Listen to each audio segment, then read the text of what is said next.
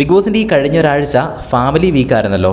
Family week ആയതുകൊണ്ട് തന്നെ മത്സരാർത്ഥികൾക്ക് weekly task ഒന്നും തന്നെ കൊടുത്തിരുന്നില്ല.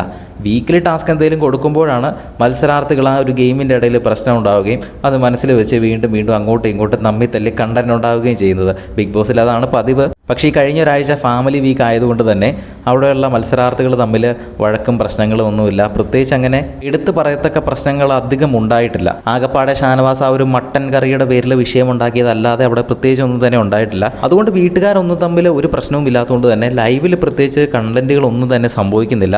വളരെ ബോറിംഗ് ആയിട്ടുള്ള ഒരു ലൈവാണ്. നിലവിൽ ലൈവിൽ എല്ലാവരും കൂടെ സ്റ്റോർ റൂമിൽ നിന്ന് ഒരുമിച്ച് ബാറ്ററി മാറുന്നു, അവർ ഒരുമിച്ച് എന്തോ ഒരു ഡ്രാമയൊക്കെ ഉണ്ടാക്കുന്നു, എന്തൊക്കെ അഭിനയിച്ച് കാണിക്കുന്നു, പാട്ട് പാടുന്നു.